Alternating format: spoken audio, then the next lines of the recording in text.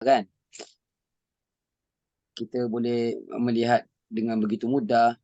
Yang anehnya, yang sedihnya saya katakan tadi adalah ada di kalangan orang Islam kita, dia seolah-olah tak dapat ambil pengajaran atas apa yang sedang berlaku pembunuhan terhadap orang Islam ni. Apa maksud saya tak boleh ambil pengajaran ni? Dia tak dapat ambil pengajaran. Iaitu masjid kita masih belum penuh tau. Sedih. Ya. Saudara Islam kita di bumi Gaza, masjid mereka dibom. Tak selamat.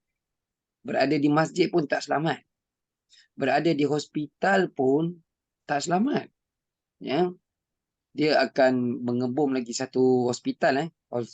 Hospital Al-Quds. Hari tu yang minggu lepas tu, Hospital Al-Ahli. Swasta.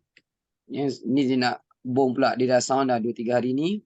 Ada satu lagi hospital Al-Quds pun dia akan bom juga. Ya. Jadi apa maksud saya? Orang Islam kita terutamanya yang lelaki, perempuan, ada anak lelaki, perempuan yang masih ada suami. Saya bukan tugas kita mencari kesalahan orang, tapi sama-sama kita ingatkan, yang lelaki mesti kena penuhkan masjid, surau, rumah Allah. Mereka dibom itu, tempat masjid mereka itu dah tak selamat. Tapi kita berada di negara ini, surau dan masjid kita aman. Bukan aman je, selesa. Betul tak? Cuba bagi tahu saya, masjid dan surau tempat kita ni mana ada yang tak ada aircon? Semua dah ada aircon. Aircon dibuka, kipas lagi buka. Boleh lena pula tu kalau dalam kuliah kat masjid tu. Boleh tidur. Kan? Rupa-rupanya kita ni dalam keselesaan, dalam pelbagai nikmat inilah kita lalai. Ya, itu yang pertama. Satu perkara yang aneh, menyedihkan saya dan kita semua sepatutnya rasa sedih. Kenapa masjid dan surau kita masih belum penuh? Dalam masa yang sama, kita boleh pula bergerak. Bagus satu bergerak kemarin semalam kan. Penuhkan penuhkan dataran ada, KLCC ada, di Melaka pun ada. Satu matlamat saya yakin agar Baitul Maqdis bebas. Kita kena tahu rakyat Palestin ni matlamatnya satu tau, Fajar Nuriah. Nah, matlamat dia satu, iaitu nak Al-Aqsa bebas. Tu nombor satu. Sebelum tanah air mereka, mereka nak Al-Aqsa ni bebas. Jadi kita pun bila bersolidariti tu, tunjukkan sokongan dengan pelbagai cara tu pun, kita pun nak Masjid Al-Aqsa ni bebas. Tapi dalam masa yang sama, kita tak mampu pula nak memenuhkan surau dan masjid di tempat kita. Ini problem lah sebenar. Yang jauh kita nampak, yang dekat kita abaikan. Jadi suka saya ingatkan kepada kita semua, pesan kepada anak lelaki kita, ya, pesan kepada suami, siapa-siapa lah yang lelaki lah, terutamanya tanggungjawab besar untuk memenuhkan surau dan masjid. Ya, baik. Itu yang pertama. Kemudian yang kedua, kenangan masjid tadi kan. Kemudian yang kedua, kerana kita kelas Al-Quran, soalan ni terus berlega tau. Masih orang tanya dah masuk minggu ketiga, Ustaz. Apa punca ya Yahudi yang sedang membunuh orang ni, dia macam rasa tak bersalah tau. Dunia suara, satu dunia bersuara. Solidariti tunjukkan. Dia rasa tak salah, dia terus je bom. Itu soalan pertama, ingat Kenapa dia begitu kejam dan rasa tak bersalah? Soalan yang kedua, masih terus bertanya sehingga sekarang. Bila semua ini akan berakhir? Kita pergi pada yang kedua. Kalau saya tanya kepada anda perempuan, bila semua ni akan berakhir di Palestin tu? Apa jawapan? Apa jawapan? Bila semua umat Islam bersatu. Okey, bagus. Jawapan. Okey, ada jawapan yang lain? Dia ada jawapan yang Allah sebutkan dalam Al-Quran. Ya, Sebab itu dalam ya, Al-Quran kan. Allah akan bagi pertolongan bila semua umat Islam bersatu. ya, betul. Tapi dia ada lagi jawapan yang lebih tepat lagi. Jawapan Ajar Nurul bagus, tapi agak umum. Tapi ada lagi tepat dalam Al-Quran. Sedih kan? Dia dah lama isu Palestin ni. Sampai sekarang tinggal Gaza dan atas sikit utara, tebing barat tu sikit, tebing barat tu. Ya, Ramallah itu pun dalam genggaman ataupun dalam penguasaan Israel. Gaza ni saja mereka tak boleh kuasai. Gaza ni tak besar perempuan. Besar mana Gaza ni? Dia hujung ke hujung 40 kilometer je. Besar sikit dari Shah Alam, termasuk kat Subang sikit. Tak besar mana. Pula yang menghentam tu bukan Israel, Zionis regime ni saja. Dibantu oleh tentera US, memang dah bantu betul lah. Dah datang dah pun. Ya, dah hantar dia punya tentera, dah buat kerja dah pun. Ya. Jadi soalan tadi yang kedua, bila semua ini akan berakhir? Mari sama-sama kalau kita semua pegang Al-Quran kan. Jawapan dia Allah sebut di dalam surah Al-Isra pada juzuk yang ke-15. Dia berada pada muka surat 282. Jadi dua soalan yang saya sebutkan tadi, jawapannya berada dalam muka surat 282. 282 Al-Quran kita. Soalan pertama tadi apa dia? Kenapa Yahudi ni zalim sangat ni, kejam sangat ni? Rasa tak bersalah buat. Soalan kedua, Ya bila Allah dah semua... janji dah kan. Allah dah janji dah dia boleh buat kali kedua tu baru Allah balaskan.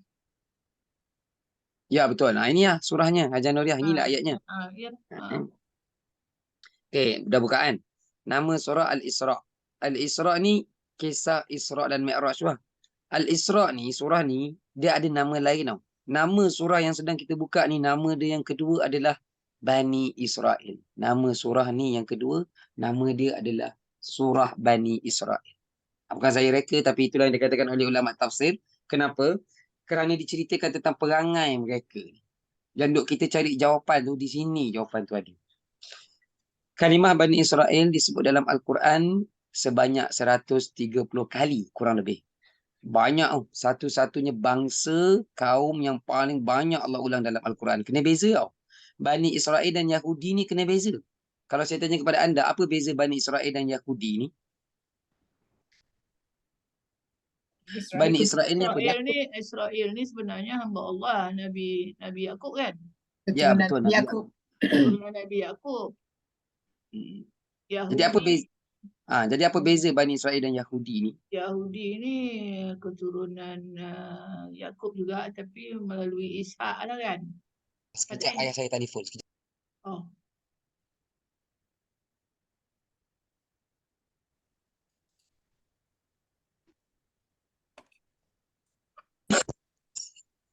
Baik. Tak, bukan Ishak. Yahuda kan, anak Nabi apa yang adik-beradik Yusuf tu. Ya. Betul, bagus. Yahuda lah Ya. kan. Dia daripada adik-beradik Nabi Yusuf yang berbeza ibu. Sebab Nabi Yakub alaihi salam dia ada dua isteri. Ya. Isteri yang pertama tu yang abang-abang Nabi Yusuf yang letakkan dia di dalam perigi. Ya. Kemudian sama ibu dengan Nabi Yusuf adalah Bunyamin. Ingat kan nama Bunyamin pernah dengar? Okey.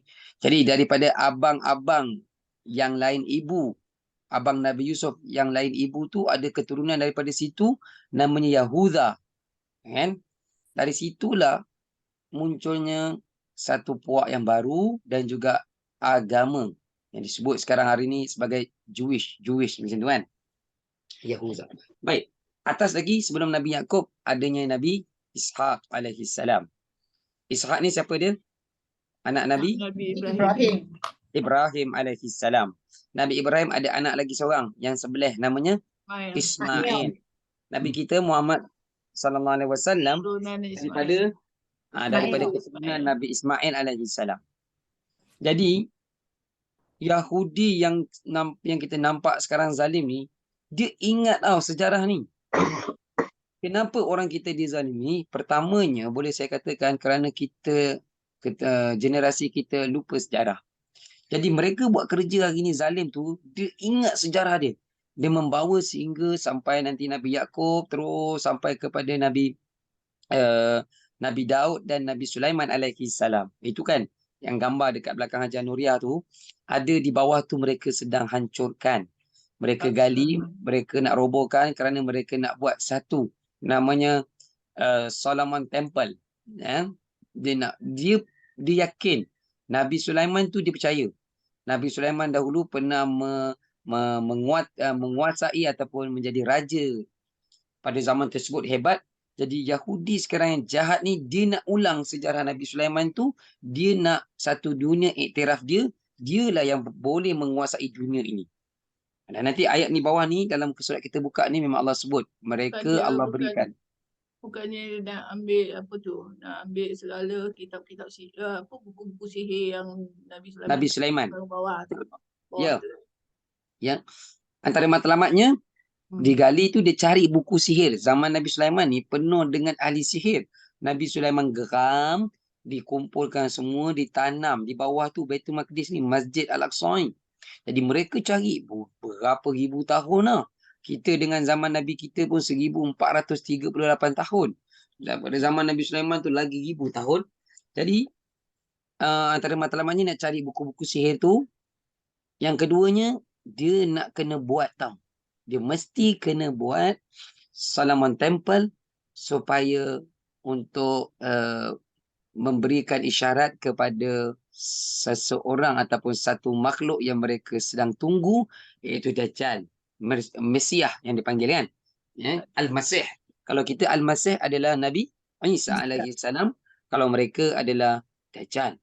Jadi Dajjal tidak akan turun selagi Solomon Temple ini tadi tak dibina.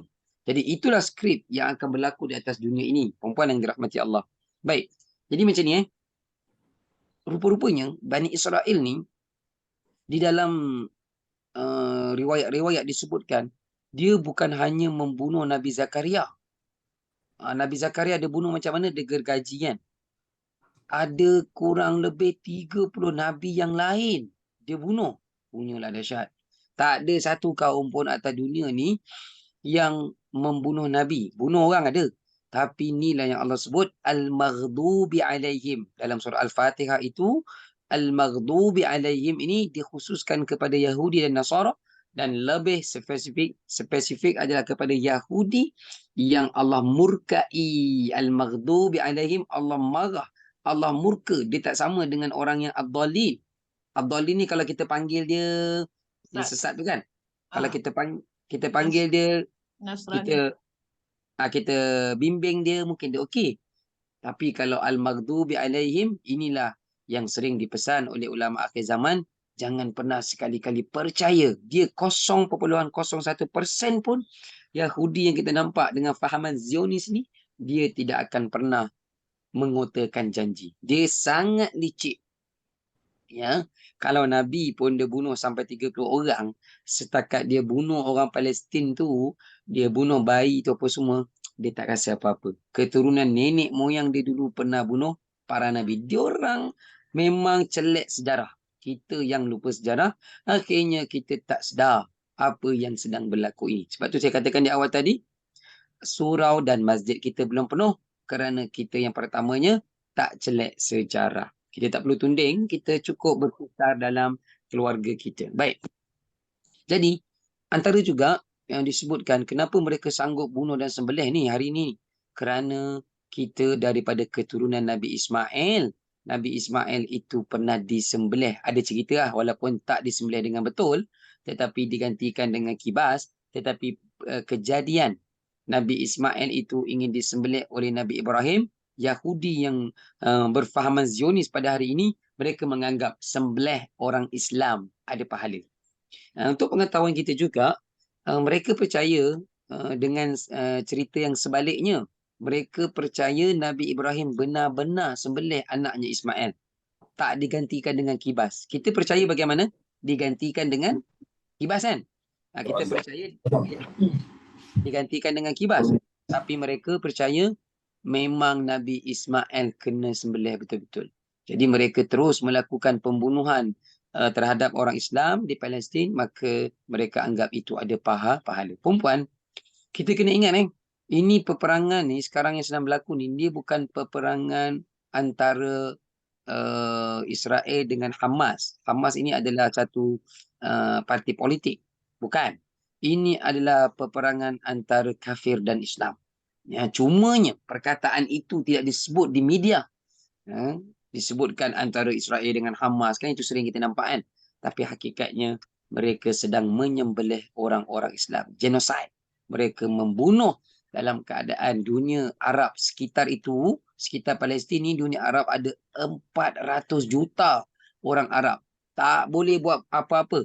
Dah masuk minggu yang ketiga, hanya boleh berunding di PBB. Itu pun suara mereka kerdil, tak didengari. Mana ada negara Arab ada kuasa veto? Ada tak negara Arab kuasa veto? Tak ada. Amerika yang sering menentang gencatan senjata.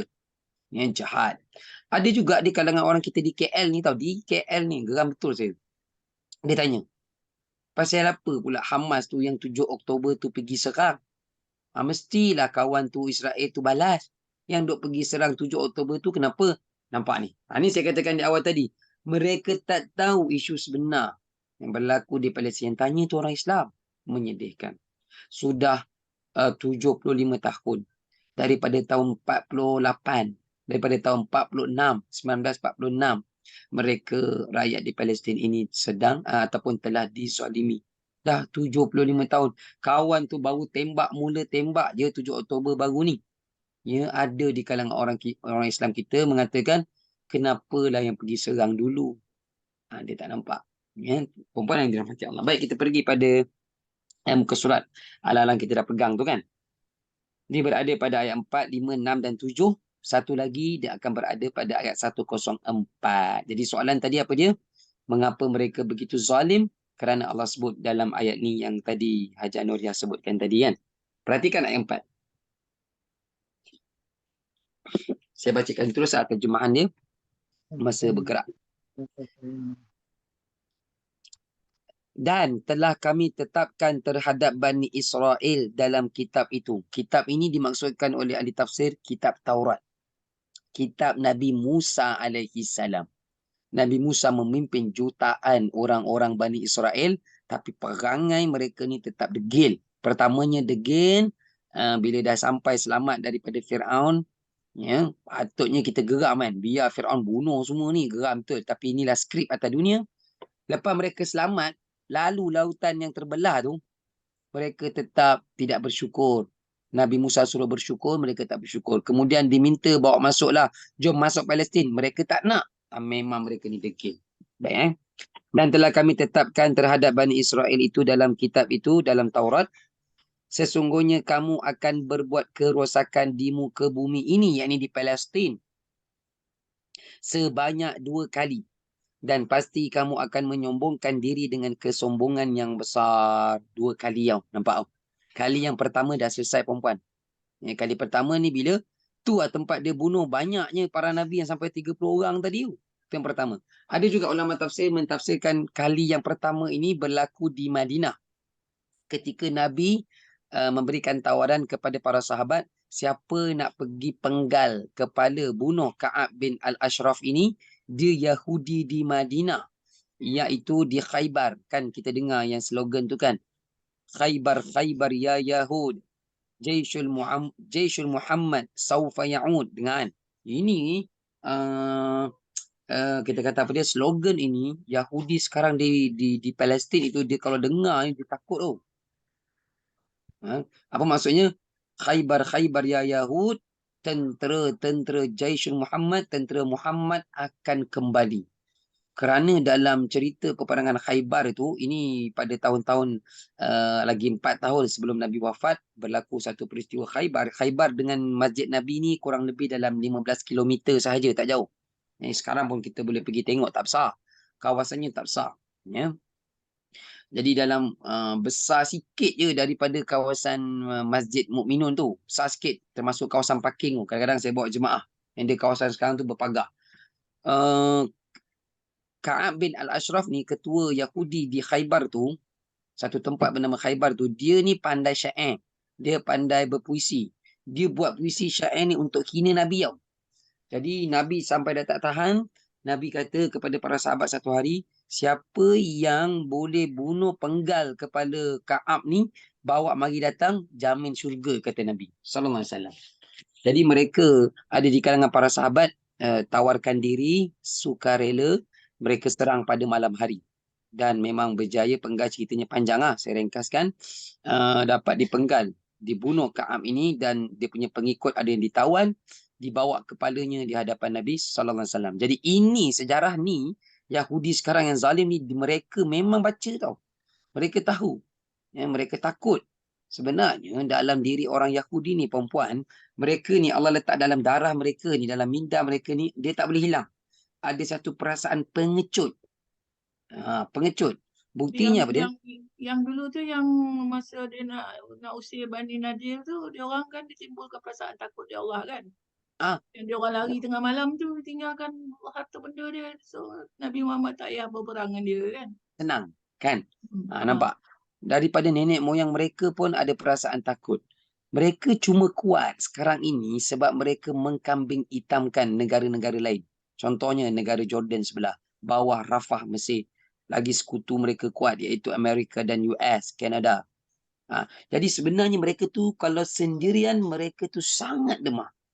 Dan sampai sekarang pun mereka ada perasaan dalam diri mereka ni, dia ni kalau kita berjumpa dia depan-depan kan, berjumpa dia depan-depan, dia tak boleh pandang muka kita tau. Kita kan kalau sembang dengan kawan, kita bertentang mata kan. Tapi orang Yahudi ni, dia kalau jumpa orang yang selain Yahudi, dia ada satu kelemahan, dia tak boleh tengok depan-depan. Pengecut. Dia pandang tempat lain lah. Pandang kanan, pandang bawah. Kita kalau cakap benar, kita berani sembang kan, kita berhadapan mata bertentang mata.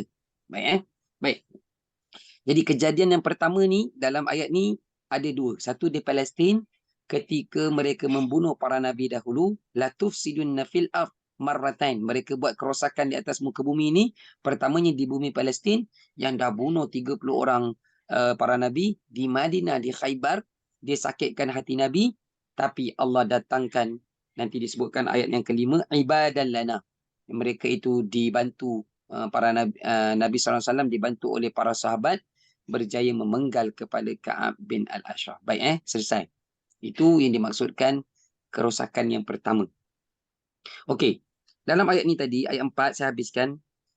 Dan pasti kamu akan menyombongkan diri dengan kesombongan yang besar. Uluwan kabira. Ini yang soalan kita tanya tadi, yang soalan yang pertama tadi kan. Kenapa mereka terus begitu zalim dan rasa tak bersalah? Rupa-rupanya memang Allah dah sebut dah dalam ayat 4 ini, dia ada sifat apa dia. Cuba perhatikan perempuan. Kalau anda ada pensel ataupun pen, sifat ni yang ada Allah campakkan juga dalam diri mereka. Selain pengecut, dia ada satu sifat uluwan kabira, iaitu rasa apa dia? Sombong yang besar. Sombong. Sombong diri. Kesombongan. Uluwan tinggi. Kabira, sombong besar. Sangat sombong. Itu jawapan dia daripada soalan yang pertama. Dia tak kisah pun. Kan dia gunakan apa dia? Dia gunakan bom apa dia? Bom kimia, racun kan, fosforus kan. Itu kalau anda tengok tu, kesian rakyat Palestin di Gaza. Bom tu dia bertabur. Luas tu. Taburan dia tu luas. Kita nampak macam dalam video kecil je. Boleh kena satu kampung. Kalau dia lepas tu satu kampung kena, dia tu, dia macam sulfur tau. Macam satu serbuk. Kalau kena tu, kulit ni terbakar. Dia makan sampai ke daging pelan-pelan daripada kulit masuk ke dalam.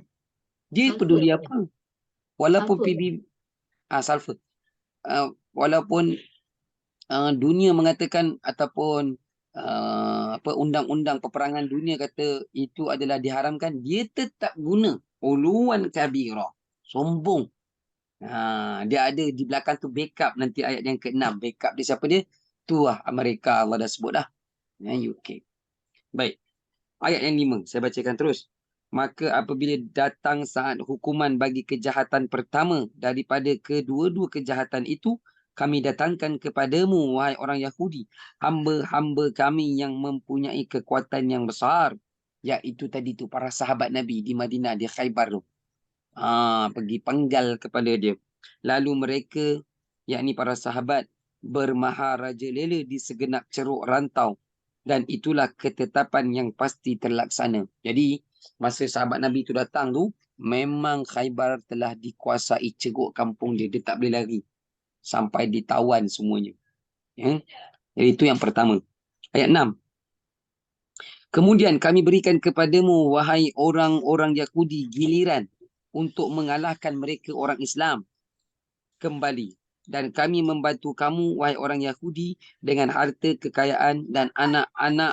Dan kami jadikan kamu kelompok yang besar. Nampak ni? Ayat 6 ni kena faham betul-betul. Kan ada dekat situ, kamu. Kamu ini pada ayat 6 ni, di awal ni adalah merujuk kepada Yahudi. Mereka dalam ayat ini merujuk kepada orang Islam. Jadi dalam ayat ni, ayat 6 ni macam ni perempuan. Allah dah janji tau. Mereka ni boleh kuasai dunia. Sekarang yang kita nampak ni. Kalau saya tanya kepada anda, mereka kuasai apa dia? Mereka kuasai. Kita sedih nak sebut. Tapi terpaksa sebut. Inilah skrip yang Allah dah sebutkan dalam Al-Quran. Mereka kuasai orang Arab di Timur Tengah. Tengok, dah masuk minggu yang ketiga. Tak ada pun satu negara Arab yang ada senjata sanggup membantu saudara Islam di bumi Gaza. Tak ada. Nampak? Mereka kuasai. Kalau saya tanya kepada anda, saya rasa anda boleh jawab. Dengan cara apa mereka kuasai sampai tak mampu satu peluru pun menyerang Israel ni. Baik Arab Saudi lah, baik Mesir, baik UAE, semua ni. Mereka kuasai dari sudut apa dia? Perjanjian, normalisasi.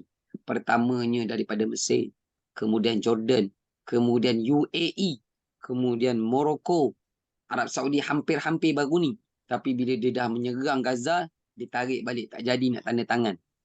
Kalau Arab Saudi tanda tangan, sian orang Palestin lagi parah. Perempuan yang dirahmati Allah. Inilah yang Allah maksudkan. Dan inilah juga yang Nabi maksudkan. Orang Islam di akhir zaman itu, dia ramai, banyak seperti buih. Inilah kejadian yang sedang kita nampak ni. Buih.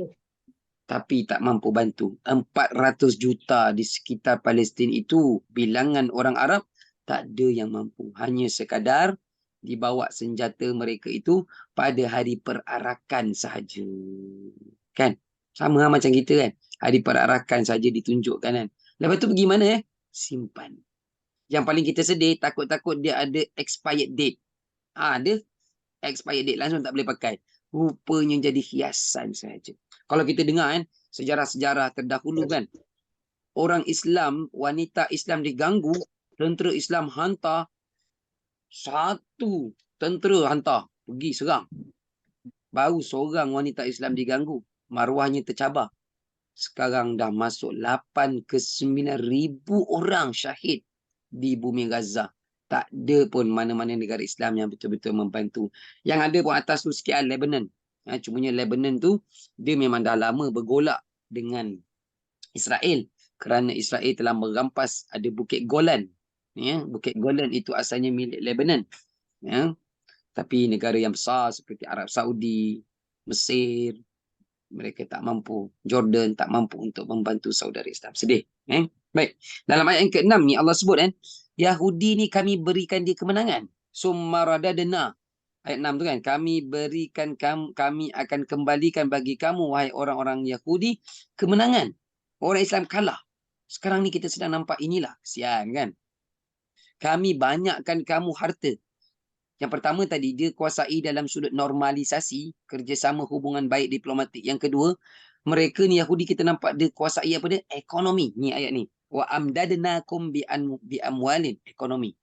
Puan-puan, nanti ni lepas habis pertemuan kita ni, kejap lagi cek dekat dapur kita. Apa barang yang tak ada ni?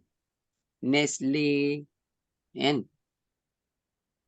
Itu banyak produk tu dalam rumah kita. Kalau tak ada tu Alhamdulillah. Jadi tolong, saya pun tak tahu nak sebut perkataan apa kan. Jika masih kita terus membeli barangan-barangan mereka ini dalam keadaan kita dah tahu ini adalah produk mereka, nak sebut tu pun sedih. Tetapi dalam masa yang sama, tanpa sedar, indirect, kita telah menyumbang ekonomi mereka ini semakin kukuh. Bila mereka kukuh, mereka rasa kuat. Tak ada orang boleh ganggu mereka. Dan dengan kekayaan itu, boleh jadi, tak mustahil dengan itu mereka membina teknologi ketenteraan untuk menghancurkan, membunuh saudara Islam kita di bumi Gaza. Jadi berhati-hati. Pak Ustaz, kat sini Allah sebut dia dan kami membantu kamu dengan harta benda. Allah sendiri yang bantu. Allah yang sendiri yang bantu tu, yang pasal dengan ekonomi itulah tu kan. Mungkin inilah skrip. Skrip dia. Kita beli barang-barang dia. Ya. Itu caranya Ustaz kan. Allah biarkan benda tu berlaku kan. Dari segi ekonomi tadi tu lah. Ya, betul. Ha, Digital dengan kuasa internet digital semua dia orang kontrol. semua. Semua betul. Semua. Petroleum, Hmm. makanan, internet, media, sukan. Tak boleh lari. Kita rasa macam tak boleh lari. Tapi insyaAllah Hmm. kita cuba sebaik mungkin. Yang pertama kita faham. Kita kena faham macam ni. Alamak. Kalau dah macam skrip ni memang dah Allah sebut. Kita ikut je lah. Jangan macam tu. Tak. Al-Quran ajarkan kepada kita. Benda ni akan nampak Fikir. depan mata. Anda kena elak. Kena fikirkan lah. Kena fikirkan. Ya. Jadi apabila Allah sebut dengan jelas bi amwalin ni maksudnya ekonomi mereka Yahudi ni akan kami berikan kata Allah, memang mereka akan banyak. Kan? Tak perlu sebut lah apa-apa jenama tu kan. Saya kira dah tahu, dah maklum. Kan? Kalau nak betul-betul boykot, dia bukan sebenarnya boykot, tolak terus. Kerana kita takut boykot ini bermusim. Perempuan, sedar tak? Tak ada satu pun produk mereka ni, kita ambil dalam sudut makanan lah. Tak ada satu pun produk makanan mereka ni yang masuk dalam negara kita, produk makanan tu tak ada satu pun yang ada khasiat kebaikan untuk kesihatan kita. Tak ada. Betul. Tolong beritahu dekat saya. Yang tak Betul. ada. Dia kalau ada tu, dia bukan daripada Yahudi. Dia mungkin betul daripada Barat, tetapi bukan Barat yang berfahaman Zionis. Kita jangan salah faham. Dalam Bani Israel, dia ada Yahudi. Dalam Yahudi pun dia ada yang jahat, ada yang baik. Yang jahat ni lah yang membawa fahaman Zionis. Yang baik ada, kita kan ada dengar juga ustaz-ustaz lain ceramah. Ada Yahudi yang baik, yang tak suka peperangan ni semua. Bahkan mereka memang tak suka Netanyahu dan geng-geng dia ni pergi duk bom. Ini ada Yahudi yang baik. Bahkan Nabi pernah makan dalam selesai peperangan Khaybar tadi tu, Nabi makan sembelihan orang-orang Yahudi sampai Nabi terkena racun daripada Yahudi yang menyembelih kambing dan berikan kepada Nabi. Nabi makan. Boleh makan sembelihan dia. Rupanya ada kumpulan Yahudi yang lagi jahat. Inilah yang namanya ada fahaman Zionis itu tadi. Okey. Ustaz, itu kan. Isteri Nabi pun ada Yahudi kan? Isteri Nabi Israel. Muhammad. Itu yang daripada yang cantik itu, yang Kipti, bukan Kipti. Kiptiah itu adalah hadiah daripada Mesir. Bila dia hantar Ya. surat masuklah agama Islam, raja itu tak nak, dia kata tak nak masuk Islam. Dia bagi kirim 2 perempuan yang cantik, satu Nabi ambil, satu lagi Nabi berikan kepada sahabat yang pergi bawa yang jadi utusan ke Mesir tu. Saya lupa nama sahabat tu. Itu Ustaz, pun daripada Bani Israel. Ya. Ustaz, bila dikatakan setelah kamu bertaubat, itu orang-orang Yahudi yang bertaubat, orang yang baik tu lah kan? Sorry, Dia kata, ulang balik tak jelas. kemudian setelah kamu bertaubat, maknanya Yahudi tu lah kan, ada yang bertaubat kan dalam ayat saya ni lah. Kemudian setelah kamu bertaubat, saya pun ada pernah baca yang lain pun mengatakan ada Yahudi yang bertaubat. Ya, yang baik. Itu saya katakan tadi. Yang baik tadi tu lah kan? Ya, ada yang baik. Sebab tu hari ni ada di kalangan Yahudi yang tak setuju serangan ni. Mereka pun sama-sama dalam perarakan demonstrasi satu dunia. Di negara-negara barat. Mereka dengan pakaian Yahudi. Apa dipanggil? Mereka punya Dia bukan askar Nazi yang jahat ni kan? Ya, itu sebut itu kumpulan Yang baik yang ni membawa. apa nama dia? Actually yang baik tu akan membantu kita nanti. Ada Protestan apa benda lah semua tu. Kan? Ya. Dan Ustaz kan, yang satu kan, yang Ustaz kata barang-barang dia orang ni yang tak bermutu. Memang betul Ustaz. Sebab apa yang dia orang hasilkan ialah untuk rosakkan kita. Merosakkan. Itu barang-barang dia. Barang-barang mana ada yang baik? Macam Coca-Cola semua tu menjahanamkan. Dia memang nak cara tanpa kita sedar dia nak rosakkan kita. Ya, dia kata cornflake bagus, Milo, Nestle punya produk ni semua bagus. Dekat dalam Asia dia masukkan Milo, dekat negara barat dia masukkan produk lain semirip seperti dengan Milo. Semua tu tak ada satu langsung kebaikan langsung. Kalau anda pergi ada TikTok ke Dr. Mani, pernah dengar Dr. Mani yang India tu kan? Anda dengar Dr. Mani tu kat TikTok dia kata produk Nestle semua racun, dia kata. Terus terang. Dia sendiri tak ambil Ustaz. Yahudi sendiri dia tak ambil benda-benda tu semua. Kajian dibuat. Dia tak ambil. Dia buat untuk dapat ekonomi dan tujuan utama rosakkan selain daripada Yahudi. Sebenarnya mereka bukan nak bunuh orang Islam. Dia nak bunuh orang-orang yang selain Yahudi. Sebab tu gereja pun dekat Gaza tu pun dia pergi bom enggak pun. Bukan masjid ke.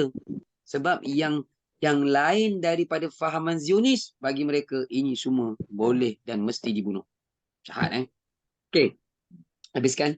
Waja'alnakum aksara nafira. Kata Allah lagi, tengok skrip Allah lagi. Dan kami jadikan kamu, wahai orang-orang Yahudi, kelompok yang lebih besar. Nampak ni?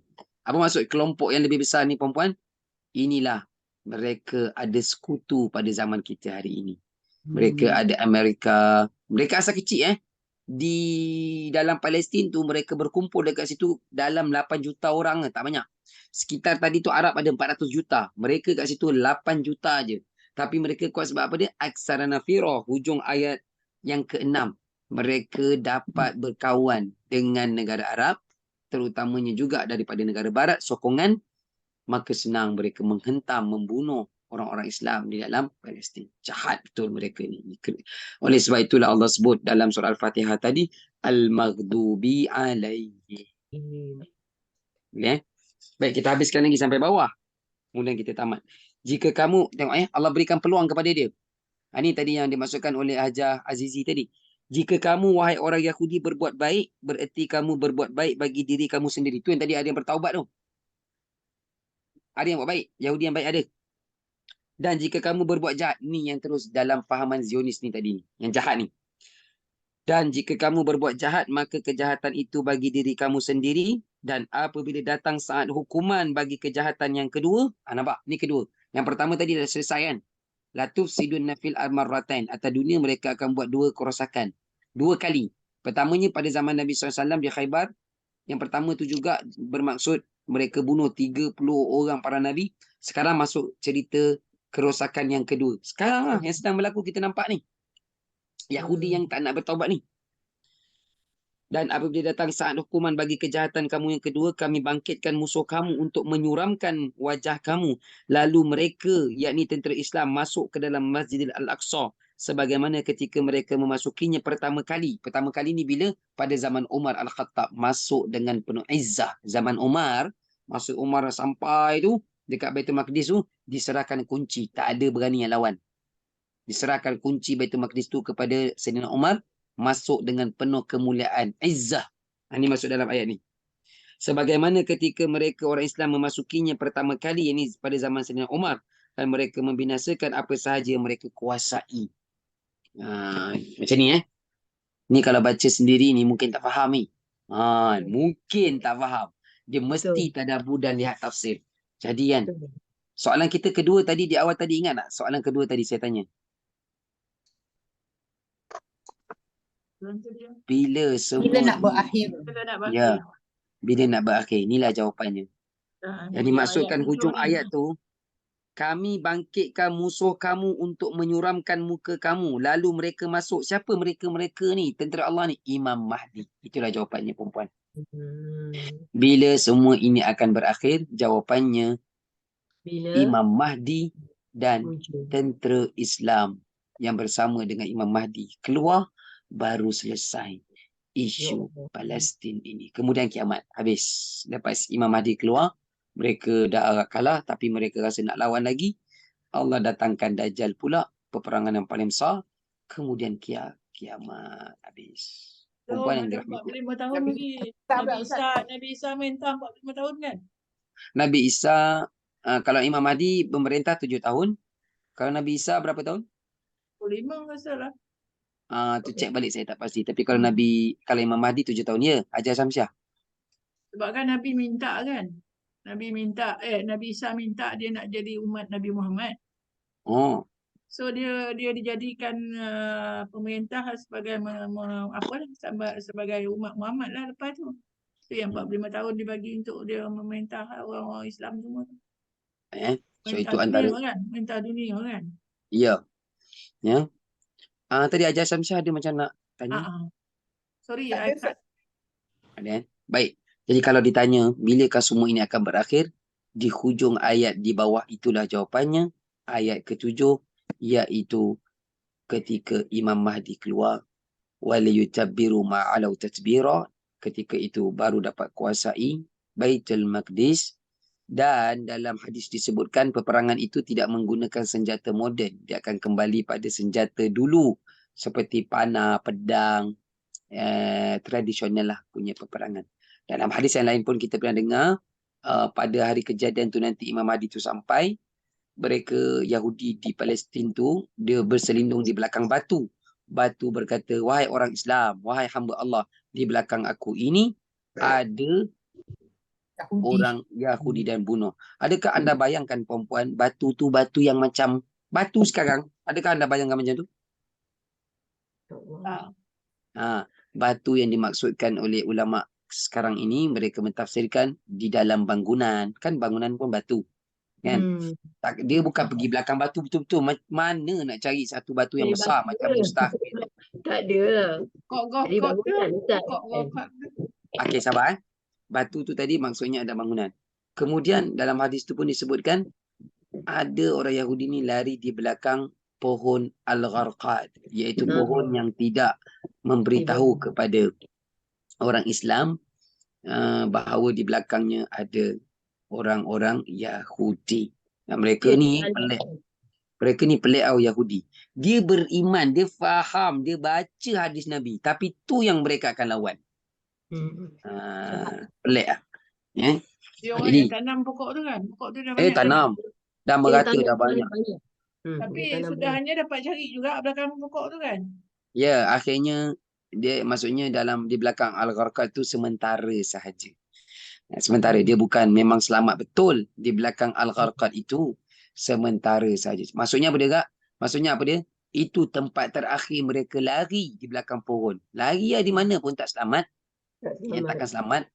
Sebab tadi dalam ayat tadi yang terakhir itu disebutkan Imam Mahdi punya tentera memang akan dapat kuasai seluruhnya. Mereka tak boleh lari. Sementara je di belakang Al-Gharqad dan memang mereka sedang tanam dengan begitu banyak, wajib di rumah-rumah mereka tu ada. Itu yang pelik tu. Mereka ni beriman, tetapi mereka tetap lawan. Kenapa? Itulah yang Allah sebut Al-Maghdubi alaihim. Mereka ini Allah sangat marah, sangat murkai. Mereka percaya apa yang disebutkan dalam Taurat, apa yang disebutkan dalam Al-Quran, hadis, tetapi itulah yang mereka lawan. Sangat aneh, sangat pelik. Jadi nak tanya sikit. Nabi Muhammad selalunya setiap malam akan baca Al-Isra ni sekali kan? On top of Al-Mulk semua tu. surah Al-Isra ni. Dia baca selalu kan? Lepas tu dia akan mendoakan negeri Syam kan? Dia memang dah ada mendoakan negeri Syam kan? Ya, sebab itu dinamakan bumi Syam. Ni bumi Syam. Sebab itu dinamakan bumi Mekah, Madinah, bumi yang aman. Bumi Iraq adalah bumi fitnah. Bumi Syam termasuk Palestin, Syria dan Jordan adalah bumi yang bumi syahid dan bumi barakah. So dia orang tanyalah mana jawapannya, kebangkitan dia nanti kat mana. So macam mana orang Palestin tu akan boleh selamat. Dia orang jawab yang ayat 7 tu lah kan. Dan kita apa? Kita tengah berfikir dah ada ke rentetan yang dah dekat ke belum kan? Tengok-tengok gayanya tu kan. Kalau perang apa tu yang dipanggil darat tu, yang bentuk apa yang Israel duk delay kan? Serangan darat. Serangan darat kan, sebab dia orang punya ikut kajian, dia orang amat takut kalau pasal yang serangan darat ni. Dia takut serangan darat. Memang pengecut. Dia menghentam sekarang ni daripada udara lah. Sebab laju jet dia laju kan. Memang tak ada teknologi lagi. Hamas ke Qassam ke tak ada teknologi nak pintas dia punya jet pejuang. Kalau helikopter memang boleh kena. Darat memang mereka kalah. Yang mereka duk hentam sekarang setiap hari ni semua pakai jet pejuang. Kemarin 28 Oktober dia hantar satu hari tu. Tengah malam tu 100 jet pejuang penuh syarat dengan peluru. Satu peluru tu pandu tu berat dia 950 kilo, hampir 1 tan. US hantar macam mana? US hantar apa? Amerika Syarikat hantar kan? Ya, Amerika Syarikat hantar. Ada bom dia yang tak meletup dapat ditangkap made in US. Punya jahat. Jadi itulah perempuan yang sedang berlaku. Yang tambahkan lagi cerita ataupun dapatkan lagi maklumat. Kita benar-benar berada di akhir zaman. Pesan saya tadi di awal. Ingat kepada yang lelaki, suami dan anak-anak lelaki kita. Tolong jangan tinggalkan masjid pada 5 waktu. Ya, kita sibuk untuk nak menyelamatkan Al-Aqsa. Dalam masa yang sama ada di kalangan orang kita yang mengabaikan surau dan masjid. Kalau betul kita sayang Al-Aqsa, kita sedih dengan apa yang berlaku terhadap saudara Islam kita di bumi Gaza, buktikan dengan memenuhkan ruang-ruang soft ketika azan dilaungkan. Itu pengajaran yang besar tu. Ya. Dan kemudian tadi dalam ayat 5 ada disebutkan ibadan lana. Ibadan lana tu yang para sahabat yang pergi penggal kepada Ka'ab bin Al-Ashraf itu, ibadan lana tu pada zaman Nabi tu, sahabat Nabi yang hebat. Ibadan lana pada zaman kita nak jadi tentera Imam Mahdi, sekarang ni nak jadi tentera Al-Qassam ni, ya disebutkan tentera Al-Qassam ni minimum nak jadi, nak masuk dalam tim tentera Al-Qassam ini, kena solat subuh ni minimum. Sebenarnya mereka buat lajak, lagi power. Minimum solat subuh mesti berjamaah, tak boleh masbuk, tak boleh terlewat. Itu minimum. Kebiasaannya, kalau kita perasan, siapa yang buat satu amalan yang baik 40 hari tanpa miss, dia masuk hari 41 dan seterusnya, dia akan jadi senang. Automatik senang. Sebab tu biasa kita akan dengar, cuba dulu 40 hari. Cuba dulu 40 hari. 40 hari ni kalau dah berjaya apa saja amalan baik, tak kisah puasa ke, ngaji Quran ke, apa sedekah ke, apa semua kan. 40 hari ni kalau kita lepas, dia masuk hari yang 41 dan seterusnya, dia akan jadi mudah. Tak rasa tu satu lagi kepayahan. Jadi antara syarat nak jadi tentera Al-Qassam, ibadah lana zaman kita ni, 40 hari mesti solat subuh jamaah, tak boleh miss, dan bahkan majoriti mereka tu tentera tu, mereka adalah hafizul Quran, hafaz Al-Quran. Ini dimaksudkan ibadah lana, dan juga mereka yang akan membai'ah Imam Mahdi nanti di Kaabah. Ya, kalau tadi ada yang tanya Imam Mahdi ni muncul kat mana? Dekat Kaabah dalam satu musim haji. Perhatikanlah dalam beberapa musim haji ke hadapan ini, ketika itu dia akan mengisytihar dia adalah Imam Mahdi yang sebenar. Ni tak boleh elak kerana ini hadis Nabi. Maka ketika itu orang-orang yang terpilih sahaja akan membai'ah, kemudian dia akan bergerak membawa tentera panji-panji. Dalam hadis pun disebutkan panji hitam. Bila panji hitam ini menyerang, tidak ada satu tentera pun di atas dunia ini yang mampu mengalahkannya. Itulah panji hitam yang dibawa oleh tentera Imam Mahdi. Sekarang kan kita nampak ada orang yang pegang bendera hitam, la ilaha illallah tu kan. Itu belum lagi. Itu belum lagi. Putih ke hitam? Putih ke hitam? Ada yang sekarang duk angkat ni, background dia hitam, tulisan la ilaha illallah tu putih. Ada yang sebaliknya, background tu putih, tulisan tu hitam. Nabi sebut dalam hadis panji-panji hitam. Dia adalah tentera Imam Mahdi. Doa banyak-banyak. Mudah-mudahan kita semua sedar dengan apa yang berlaku ini, segera kita kembali menjadi ibadan lana dalam ayat 5 tadi. Sebenar-benar hamba Allah. Wallahu ta'ala a'lam. Itulah yang sempat kita kongsikan ya pada hari lagi ini. Ustaz, kesian orang Palestin tu. Ya, ini soalan yang biasa kita akan dengar. Kesian. Tapi mereka kuat. Kita kesian kat sini tapi mereka kuat. Ya, sebab tu jangan putus asa, terus doa untuk mereka. Ini adalah skrip di atas dunia yang telah Allah tetapkan, tapi yang terakhir sebelum bumi ini benar-benar kiamat, Islam menang dahulu, kemudian kiamat. Selesai. Jadi kalau nak anak-anak perempuan pun digalakkan jugalah sentiasa berada kat masjid, kemudian boleh jadi tentera. Lelaki je untuk jadi tentera ni akan dipilih. Terutamanya lelaki lah. Ya, Lelaki lah. Ya. Ibu-ibu. Dia selesaikan dahulu lelaki. Yang saya sampai sekarang ni bila pergi mana-mana masjid sedih. Ya. Sebelah tu warung, sebelah tu kedai nasi ayam penyet, apa benda warung. Azan tu. Maghrib. Bukan kata Zuhur panjang sikit masanya kan. Maghrib tu. Kita dah habis solat pun kita keluar, dia tenang. Apa masalah? Rasa macam nak kopak je otak mereka orang Islam ni. Apa yang ada dalam kepala korang ni? Azan tu, rasa macam nak bedah, nak tengok. Bukan pekak tu. Tak ada macam rasa bersalah ke tak ya? Tak rasa bersalah. Sedih tau. Kan, sedih. Nampak sangat kita seperti hipokrit yang rasa nak bantu Palestin. Kita nak bantu masjid, kita pun tak mampu. Wallahu ta'ala alam, panjang umur, murah rezeki. Kita bertemu lagi insyaAllah. Sambung minggu hadapan. Saya mohon maaf atas kekurangan terkasar bahasa. Sampai sampaikan, ingat itu pesanan, ibadah lana pada ayat 5. terutamanya yang lelaki dalam keluarga kita. Qulu qawli hadza astaghfirullahalazim wa lakum. Assalamualaikum warahmatullahi taala wabarakatuh.